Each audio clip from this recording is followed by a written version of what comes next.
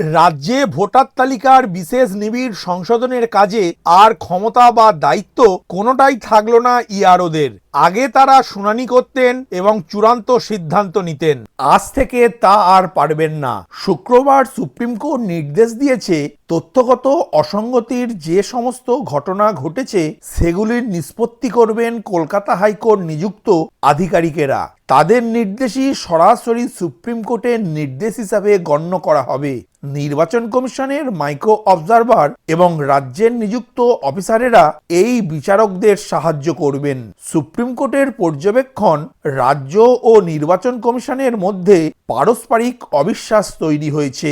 এই আবহেই বেনজির নির্দেশ দিয়েছে সুপ্রিম কোর্ট। তবে সুপ্রিম কোর্ট এও স্পষ্ট করে দিয়েছে, সবার আগে রাজ্যে এসআইআর এর কাজ শেষ করা জরুরি। এজন্য পরিকাঠামোগত সাহায্য দেবেন প্রতিটি জেলার জেলাশাসক এবং পুলিশ সুপার। নমস্কার বন্ধু, আপনাদের সাথে আমি অনিমেষ। আপনারা এখন দেখছেন কুন্ডু টেলিকম ইউটিউব চ্যানেল। চলুন শুরু করা যাক আজকের আপডেটটি। পশ্চিমবঙ্গে এসআইআর নিয়ে শুক্রবার শুনানি ছিল সুপ্রিম কোর্টে। প্রধান বিচারপতি মাননীয় সূর্যকান্ত, বিচারপতি মাননীয় জয়মাল্য বাগচি এবং বিচারপতি মাননীয় এনভি অঞ্জরিয়ার বেঞ্চ এসআইআর এর কাজে কমিশন এবং রাজ্য উভয়ের ভূমিকাতেই অসন্তোষ প্রকাশ করেছে। সুপ্রিম কোর্টের পর্যবেক্ষণ, রাজ্যে ব্যতিক্রমী পরিস্থিতি তৈরি হয়েছে। এমন পরিস্থিতি রাজ্য সরকার তৈরি করেছে যেখানে বিচার বিভাগীয় হস্তক্ষেপ প্রয়োজন, আর সেই পরিস্থিতিতেই বেনজির নির্দেশ দিয়েছে সুপ্রিম কোর্ট। কমিশন এবং রাজ্যের আধিকারিকদের সঙ্গে শনিবার কলকাতা হাইকোর্টের প্রধান বিচারপতি মাননীয় সুজয় পালকে আলোচনায় বসার অনুরোধ করেছে সুপ্রিম কোর্ট। সেই বৈঠকে থাকবেন কমিশনের প্রতিনিধি, সিইও, মুখ্য সচিব, ডিজিপি, অতিরিক্ত সলিসিটর জেনারেল এবং অ্যাডভোকেট জেনারেল। এসআইআর এর কাজে হাইকোর্ট নিয়োগ করবে বর্তমান বিচারক এবং অবসরপ্রাপ্ত অতিরিক্ত জেলা বিচারকদের। প্রতিটি জেলায় এমন কয়েকজন করে আধিকারিক নিয়োগ করা হবে। তাদের প্রত্যেক জেলায় নিয়োগ করে লজিক্যাল ডিসক্রিপেন্সি বা তথ্যগত অসঙ্গতি এবং আনম্যাপড ক্যাটাগরি সংক্রান্ত সব দাবি দ্রুত নিষ্পত্তি করতে হবে। নির্বাচন কমিশনের মাইক্রো অবজারভার এবং রাজ্যের নিযুক্ত অফিসারেরা এই বিচারকদের সাহায্য করবেন। বিচারকদের যে কোনো নির্দেশ সরাসরি সুপ্রিম কোর্টের নির্দেশ হিসাবে গণ্য হবে। রাজ্য ও জেলা প্রশাসনকে তা অবিলম্বে মানতে হবে। এই নির্দেশগুলি সংবিধানের অনুচ্ছেদ 142 ক্ষমতা ব্যবহার করে দেয়া হয়েছে, যা সুপ্রিম কোর্টকে বিশেষ পরিস্থিতিতে সম্পূর্ণ ন্যায় বিচার নিশ্চিত করার ক্ষমতা দেয়। হাইকোর্ট নিযুক্ত বর্তমান বিচারক এবং অবসরপ্রাপ্ত বিচারকরা 28 ফেব্রুয়ারি ভোটার তালিকা প্রকাশ পর্যন্ত কাজ করবেন। সুপ্রিম কোর্টের আরও পর্যবেক্ষণ, তাদের সামনে সবচেয়ে জরুরি বিষয় ছিল পশ্চিমবঙ্গে দ্রুত এসআইআর এর কাজ শেষ করানো। কিন্তু তথ্যগত অসঙ্গতি এবং আনম্যাপড ক্যাটাগরিতে থাকা ব্যক্তিদের দাবি ও আপত্তির বিষয়ে নিষ্পত্তি আটকে রয়েছে। শীর্ষ আদালতের পর্যবেক্ষণ, এসআইআর এর নোটিশ পাওয়ার পরে ওই ভোটারদের প্রয়োজনীয় কাগজপত্র জমা দিয়েছেন, কিন্তু তারপরেও নিষ্পত্তি আটকে রয়েছে। সেইগুলিরই নিষ্পত্তি করবেন বিচারকরা। সুপ্রিম কোর্টের নির্দেশ, শনিবার হাইকোর্টের প্রধান বিচারপতির সঙ্গে বৈঠক করবেন রাজ্যের মুখ্য নির্বাচনী আধিকারিক। ওই বৈঠকে উপস্থিত থাকতে হবে রাজ্যের মুখ্য সচিব, রাজ্যের পুলিশ, নির্বাচন কমিশনের এক সিনিয়র অফিসার, রাজ্যের অ্যাডভোকেট জেনারেল এবং অতিরিক্ত সলিসিটর জেনারেলকে। তারা বৈঠক করে সমাধানের প্রস্তাব দেবেন। আগামী 28 ফেব্রুয়ারির মধ্যে যত কাজ শেষ হবে তা প্রকাশ করা যেতে পারে, তবে সেটি চূড়ান্ত হিসাবে ধরা হবে না। পুরো প্রক্রিয়া শেষ হলে পরে আরও একটি তালিকা প্রকাশ করা হবে। এই কাজে প্রতিটি জেলার জেলাশাসক এবং পুলিশ সুপারকে পরিকাঠামোগত সাহায্য দিতে হবে। খাবার, থাকার জায়গা, যাতায়াতের ব্যবস্থা করে দিতে হবে তাদের। তারা এই কাজের জন্য ডেপুটেশনে থাকবেন।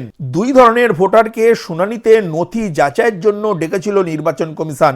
2002 সালের ভোটার তালিকার সঙ্গে যারা নিজেদের কোনো যোগ দেখাতে পারেননি, অর্থাৎ নো ম্যাপিং ভোটার, তাদের শুনানি কেন্দ্রে সশরীরে হাজিরা দিয়ে উপযুক্ত নথি দেখাতে হয়েছে। অন্যদিকে 2002 সালের তালিকার সঙ্গে যোগ থাকার সত্ত্বেও নামের বানানের ত্রুটি, তথ্যগত অসঙ্গতির কারণে অনেককে শুনানিতে ডাকা হয়। এরাই ছিলেন লজিক্যাল ডিসক্রিপেন্সির তালিকায়। শুনানি কেন্দ্রে তাদের তথ্য যাচাইয়ের জন্য উপস্থিত ছিলেন ইআরও, এইআরও এবং বিএলওরা। এবার এই দুই তালিকায় থাকা ভোটারদের ব্যাপারে চূড়ান্ত সিদ্ধান্ত নেবেন বর্তমান বিচারক এবং অবসরপ্রাপ্ত বিচারকেরা। এসআইআর এর কাজে আধিকারিকদের নিয়োগ করায় আদালতের স্বাভাবিক কাজে তা সাময়িক প্রভাব পড়বে মেনে নিয়েছেন প্রধান বিচারপতি মাননীয় সূর্যকান্ত। সেক্ষেত্রে অন্য আদালতে কিছু মামলা স্থানান্তরিত করতে হবে। তবে 28শে ফেব্রুয়ারির মধ্যেই ভোটার তালিকা কমিশনকে প্রকাশ করতে বলেছে শীর্ষ আদালত। শীর্ষ আদালত এও জানিয়েছে 28 তারিখের মধ্যে যে সমস্ত নামের সন্দেহ প্রকাশ নিষ্পত্তি হবে তা দিয়েই ভোটার তালিকা প্রকাশ করতে হবে।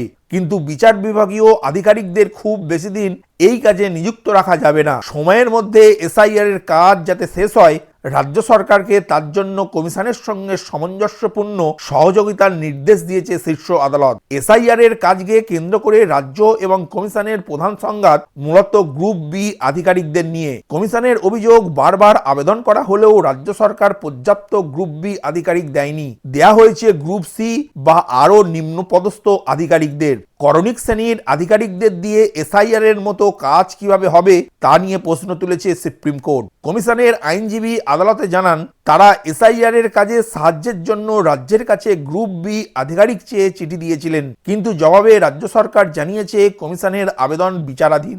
এরপরই রাজ্যের ভূমিকায় অসন্তোষ প্রকাশ করে দেশের শীর্ষ আদালত। প্রধান বিচারপতি মাননীয় সূর্যকান্ত জানিয়েছেন, এসআইআর এর কাজে রাজ্য সহযোগিতা করবে, কিন্তু তা বাস্তবে হচ্ছে না।